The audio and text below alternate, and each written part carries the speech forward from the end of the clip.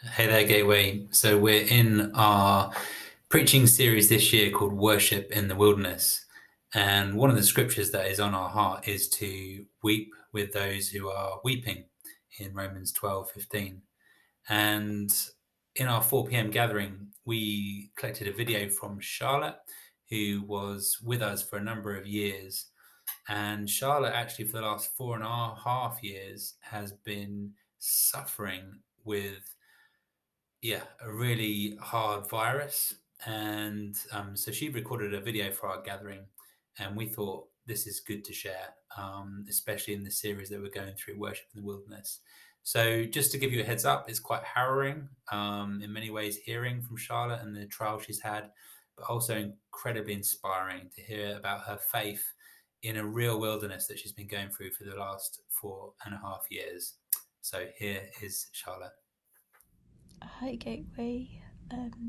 Joe has asked me to record a video for you for your season on worship in the wilderness. So many of you will know that I have been unwell for over 4.5 years.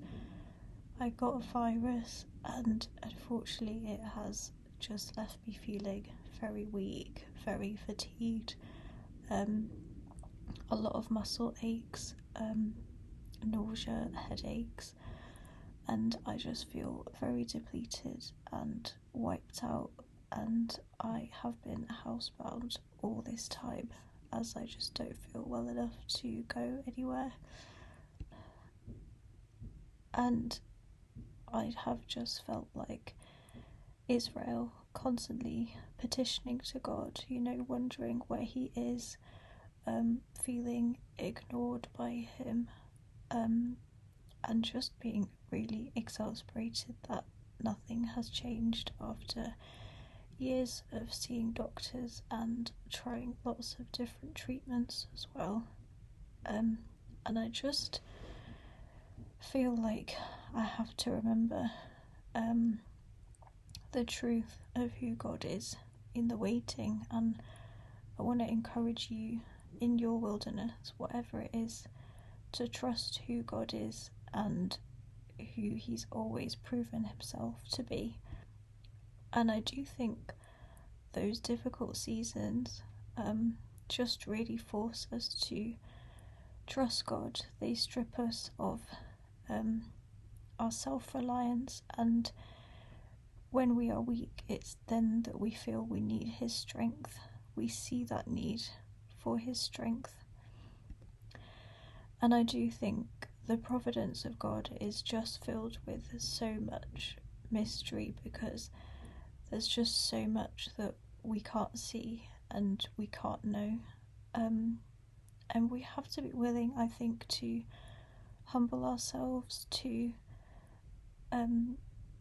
live with the unknown, and to say, Lord, it's okay that you know and that I don't, and just pray that He would increase our faith in our season of wilderness. And one thing I've just been praying, and I want to encourage you to pray as well, is to ask God to open your eyes to what He is doing rather than He isn't. Worship Him for what He is doing rather than what He isn't. And I just want to encourage you to shift your focus from the earthly to the heavenly. And I do think it's in that valley of the shadow of death that it can become the valley of vision, if you allow your eyes to be opened to look at what God is doing. And I just want to encourage you to learn how to approach God in your brokenness, with that honesty and those raw emotions. Learn how to find that new level of intimacy with Him in your wilderness, and just remember that God has determined that you will walk through this wilderness, whatever it is that you're going through, and just learn how to see see that what he is doing is the only way he can accomplish what he wants. Maybe this wilderness is something he wanted to bring you through, because he's going to do something in your life, and that's the only way that he could have done it. So I'd say learn to not see it as an interruption or an inconvenience, but learn how to see it as an opportunity for God to use you in a way that you never thought he could. And I just want to encourage you that you are walking through the valley. I don't believe God leaves us in the valley. You're not building a home there. You're not stuck in the valley. God is bringing you through. And I do believe that whatever your wilderness is, that you'll look back and you'll see God's faithful hand on your life, and you'll understand more about why you had to go through that wilderness. And that's what I'm also praying for my situation as well. So just to finish, I just wanted to read you this quote about worship, and I think it's really pertinent to your Worship in the Wilderness series. And it says, "When worship costs something, it means something.